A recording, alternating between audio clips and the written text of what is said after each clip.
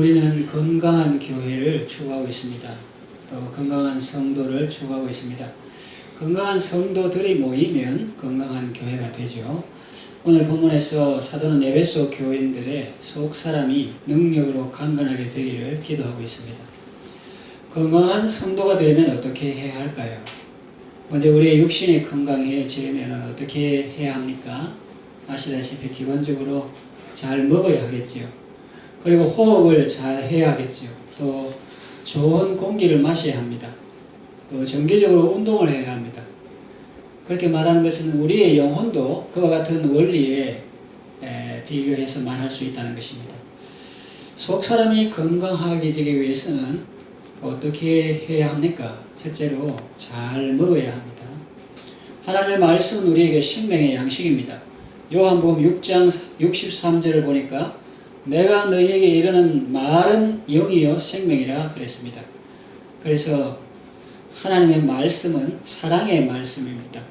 그 안에 사랑이 가득 담겨 있습니다. 주의 음성을 내가 들으니 사랑하는 말일세 그랬습니다. 사람이 사랑의 말을 자주 들으면 힘이 생기죠. 용기가 생깁니다. 치유가 됩니다. 자존감을 회복합니다. 또 하나님의 말씀은 능력의 말씀입니다. 그 안에 능력이 있습니다. 그래서 우리의 영혼을 살게 합니다. 또 우둔한 자를 지혜롭게 합니다. 하나님의 말씀에 능력이 있기 때문에 그 말씀을 읽을 때 마음을 기쁘게 하고 또 우리의 눈을 밝게 합니다. 또 하나님의 말씀은 영광의 말씀입니다. 그 안에 영화로운 빛이 가득합니다. 그래서 우리의 인생을 아름답게 합니다. 거룩하게 합니다. 하나님의 말씀은 우리 인생의 내비게이션과 같고 사용 설명서와 같습니다. 우리로 하여금 바른 길을 가게 하고 복된 길을 걷게 하는 것입니다. 그래서 말씀대로 사는 자는 다 잘 살고 성공하고 복을 받습니다. 건강한 성도는 어떤 사람이냐? 건강한 교회는 어떤 교회냐? 건강한 성도는 여호와의 말씀을 즐거워하고 그 말씀을 주야로 묵상하는 사람입니다. 건강한 교회는 모든 성도들이 성경 퀴즈 대회를 하든지 암송 대회를 하든지 안 하든지 간에 늘 하나님의 말씀을 즐거워하고 그 말씀을 밤낮으로 묵상하며 그 가운데 기록한 대로 지켜 즐겨 순종하고 행하는 성도가 있는 교회입니다. 하나님의 말씀은 우리의 구원과 밀접한 관계가 있습니다. 사도행전 17장 11절 12절에 보니까 베레아에 있는 사람들은 데살로니가에 있는 사람보다 더 너그러워서 간절한 마음으로 말씀을 받고 이것이 그러한가요? 날마다 성경을 상세히 고찰함으로 그 중에 믿는 사람이 많고 또 헬라의 귀부인과 남자가 적지 않았다고 했습니다. 이처럼 하나님의 말씀을 부지런히 읽고 그 말씀을 들을 때에 믿음이 생기는 것입니다. 그렇게 믿으면 주의 이름을 부르게 되고 또 누구든지 주의 이름을 부르는 자는 구원을 받게 되는 것입니다. 또 데살로니가전서 2장 13절에 이러므로 우리가 하나님께 끊임없이 감사함은 너희가 우리에게 들은 바 하나님의 말씀을 받을 때에 사람의 말로 받지 아니하고 하나님의 말씀으로 받으면 진실로 그러하도다. 이 말씀이 또한 너희 믿는 자 가운데서 역사하느니라. 그렇게 사도 바울은 데살로니가 교회 성도들에게 현지하고 있습니다. 우리가 말씀을 믿을 때 그 말씀이 믿는 자 가운데서 역사하시는 것입니다. 하나님의 말씀은 영혼의 양식입니다. 하나님의 말씀을 즐거워하고 주야로 묵상함으로 복되고 건강한 삶을 살아가시길 바랍니다.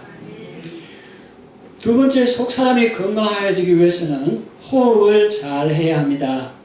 기도는 영혼의 호흡과 같습니다. 호흡이라는 한자는 내뱉을 호, 빨아들일 흡이죠. 호흡에는 내뱉는 호가 있고 또 빨아들이는 흡이 있습니다. 우리는 기도함으로 내 속에 있는 모든 안 좋은 것들을 내보내고 번인나가 자꾸 격동시킨다, 약 올린다, 눈물 날 때까지 힘들게 한다. 그런 것들을 하나님 앞에 은혜 보좌 앞에 나가서 다 내뱉고 호흡. 그리고 주님께는 모든 좋은 것들을 다 받아들입니다. 내가 너를 사랑한다. 존귀하게 이기고 보배롭게 이긴다. 내가 너를 손바닥에 새겼다. 이런 말씀을 다 흡합니다. 빨아들입니다. 그렇게 안 좋은 거는 다 내뱉고 좋은 것, 사랑, 위로, 격려, 칭찬 이런 하나님의 말씀을 다 받아들일 때 우리의 영혼은 치유받고 회복됩니다. 기도하면 자신의 신앙 인격이 회복되고 온전해집니다.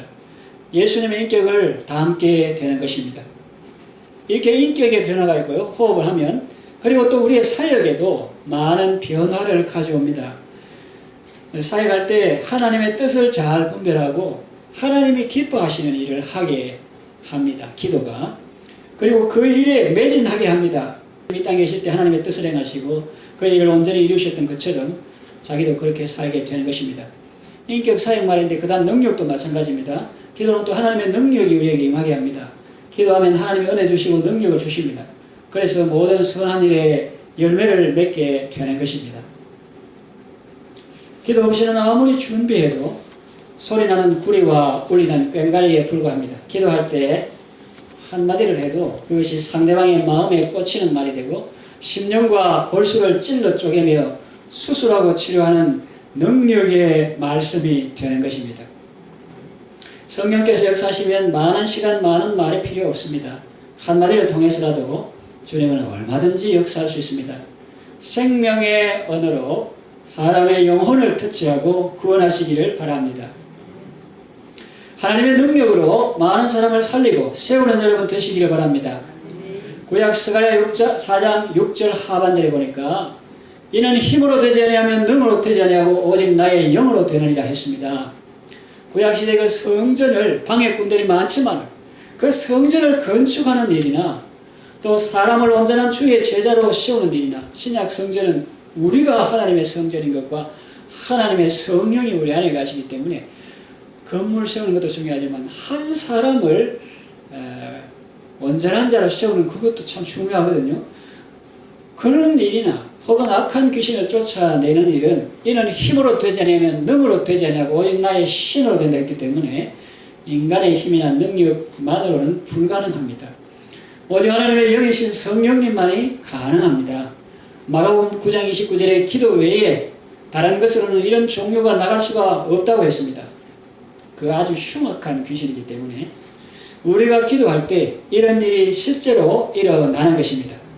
기도함으로 하나님의 은혜를 받아서 사명을 잘 감당하는 여러분 되시기를 바랍니다. 그 다음에 세 번째는 뭐라고 했습니까? 정기적으로 운동을 해야 돼요. 식민지 시대의 3S 정책이 있습니다. 그 식민지 시대의 3S 정책이라고 했는데 그 S가 뭐냐면은 스크린, 섹스, 스포츠입니다.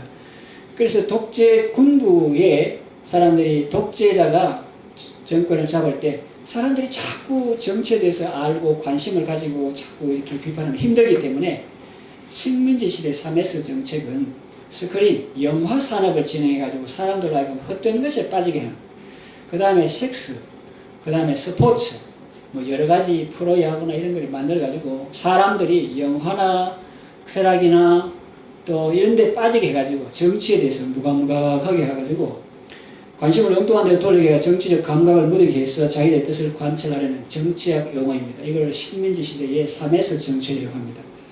사탄도 이와 같은 정책을 씁니다. 사탄도 3S 정책을 씁니다. 그 S는 뭐냐? sit, sour, cynical인데 sit는 뭐냐면 앉아있는 거예요. 앉아있는 거. 앉아있는 거예요. 그리고 sour는 아주 그 비판적인 거, cynical 하는 거는 냉소적이다 이런 겁니다. 무슨 뜻이냐면은 순종하지 않은 사람은 이렇게 표현해 갑니다. 다른 사람은 섬기게 하고 자기는 가만히 앉아있는 것입니다. 그리고 무슨 일이든지 쓴맛을 냅니다. 선뿌리가 역할을 하는 거죠. 그리고 무엇이든지 밝게 긍정적으로 생각하지 않고 냉소적인 태도로 대합니다. 나는 그런 사람 아니라고 생각하는 분 손 들어보세요.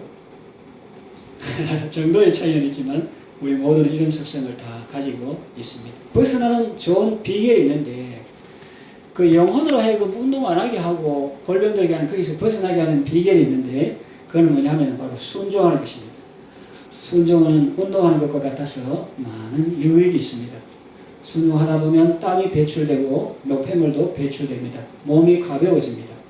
운동하고 나면 음식이 많이 당겨져서 밥도 잘 먹습니다.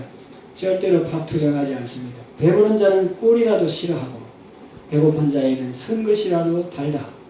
그런 말씀과 같습니다. 쓴 것도 가만히 씹어 보면 선박이나 그 속에 단 것이 다 있어요. 의에 줄이고 목마른 자, 심령이 가난한 자는 하나님의 말씀이 지겹지 않습니다. 언제나 말씀을 달게 받습니다. 그리고 또 순종하면 끝입니까? 그 열매가 늘 있잖아요. 많은 사람들은 오른대로 인한 사람은 천국에서 해같이 빛날 것입니다. 나를 주여 주여 하는 자마다 다 천국에 들어갈 것이 아니요 오직 하늘에 계신 내 아버지의 뜻대로 행하는 자라야 들어가리라 했습니다. 그러니까 산상보훈의 결론도 역시 순종인 것입니다. 순종이 제사보다 낫다고 했습니다. 구원은 믿음으로 받고 복은 순종으로 받는 것입니다. 섬김과 헌신도 넓은 의미의 순종에 포함됩니다. 천국에서 큰 자는 섬기는 자라고 하셨습니다. 주를 위해 헌신할 수 있으면 영광입니다. 왜요? 헌신할 수 있는 것은 주님이 내게 은사를 주셨고 재능을 주셨고 건강을 주셨고 사모하는 마음을 주셨기에 섬길 수 있는 것입니다. 하나님께서 기회를 주실 때 열심히 주에 일하면 많은 열매를 얻게 되고 영적 건강에도 좋은 것입니다.